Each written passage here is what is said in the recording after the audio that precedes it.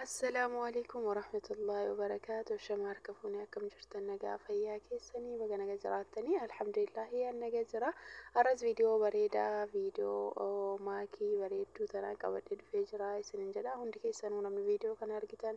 ما شاء الله تبارك الله راجعوا إندجتنا إجراها في جتوني إندجتنا سننجدا كوني عادا كنا سامنتي كنا سامنتي في أكسما غرك يا ماكي جواد رب سراق أبو ما شاء الله تبارك الله سنجد إجرا بريدتي يا ربي بريد كان سرام فدتني جبدو دات فكيني نواتي ربي بك قدام سياقو بكتي يادي ربي سياقو بلتي تنتي بلتي بريد ربي سيفاقو إن شاء الله لما ولي ملكاهي ولين هوري بك قدام ربي نسناقو yeroo muraasa keessatti immoo biyya qaba baqaasan keessa illee rabbiin isin haa baasu isiniin jedha inshallah namoonni viidiyoo kana ilaaltan like share subscribe gochuu hin dagatinaa isiniin jedha namoonni maakii ibsaa jaalatanii akkasumas koomentii gochuu hin dagatinaa dhugaa maakii jechuun dubartii jabduudha dubartii jechaa fi waanuma tokkoofuu abdii hin kutanne silaa akka jecha namaa yookiin akka gocha namaa osoo akka namni waa baay'ee maqaballeessaadha yaaduuf qaata miidiyaa kanarraa badde turte garuu nama harka hin kennanne nama ofitti amanamummaadhaan deemu nama jireenya isii keessatti of danda'ee jettee nama osoo hin taane yookiin namni akkas jedheef duubatti deebi'ee yookiin rifatee waan tokkorraa fagaatu osoo hin taane waan itti tole hunda nama godhu nama ofitti amanamummaa qabu nama xiqqoo keessa guddootii jechuudha akkasuma inshallah rabbiin baka guddaadhaan si haa ga'u waan si yaadde hunda rabbiin si haa godhu argaa jira duraan abbootiin keenya kanuma rarafan eeyya wayita wal fuudhanillee kunoo sireen tanuma siree xeephaa tanan agartanii teephachuun maal sheekan teephachuun maal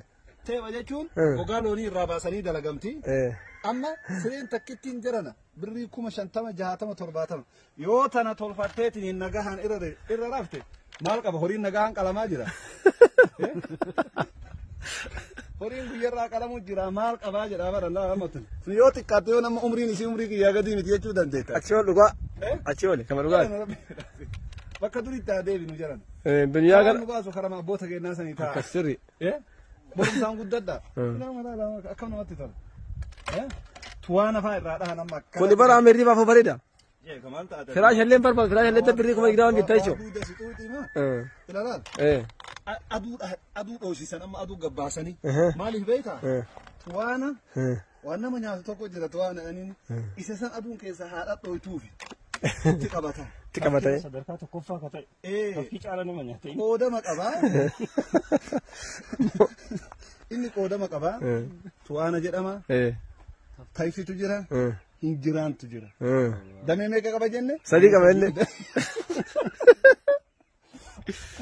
damee sadii qaba tuwaanni kuni irra badaa fi kan humna qabudha bakka maratti hin argamu isiin xiqqoon tayfii jedhamti ariifannaa qabdi utaalcha qabdi hin jeddirti miidhaan isiin fiddu hedduudha nama nyaati bira tarte qaama namaa kana seentee mooyyalee isa jedhamu qaama namaa kana keessatti oomishuu dandeetti isima seentuu jedhamti eegasii kamtu jira sadarkaa sadaffaa irratti hinjiraan jira hinjiraan sun yoo tuffata kee ofiin eegin yoo timmicatiin wanni hinjiraan kana jararraa adda godhu hinjiraan mataallee seena namni nama jibbu maali jedhe uleedhaan hinjiraan nama keessatti ajjeesaa jedhan kanaaf waan jabaa jechuudha nama dhahee jechuudha namni sidha hinjiraan mataa keessatti ajjeessa maaliif kareedhaan nama raafata qabne jechuudha namni akkasiisu hinjiraan waan taawwanirraa wanni adda isa godhu rifeensa namaa keessa seenee dhiibbaa maxxanee jaata jechuudha maxxantuudha uffata keessa illee gala'in hinjiraan san yeroo ijoollummaa taanetti kabeenu duula akkatti isa godhan keessaa tokko dubartiin gariin asumaa gadi fuutee ilkaan manqaca'u gootee ajjeera ni jira hedduun keessanii beektu kun ammoo tun jiraan san ajjechaan isaa addaa qeensa lamaan as hedduu keessaa qeensa gubbatti qac walitti goote hinjiraan jechuudha ayyee kanaaf mala aadaatiin itti fayyadamanii akka hinjiraan keessaa bahuuf aduu kaan jechuudha kaayanii jechuudha ajii ol deebiti adama sireete haga gadin baasun ji'a meeqa osoo aduun dhoosisi gaduun baasan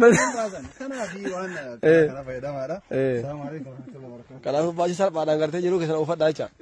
akkana kana ammoo osoo guddisanii akka nama lama ga'utti dalaganii bareeda hin dalagama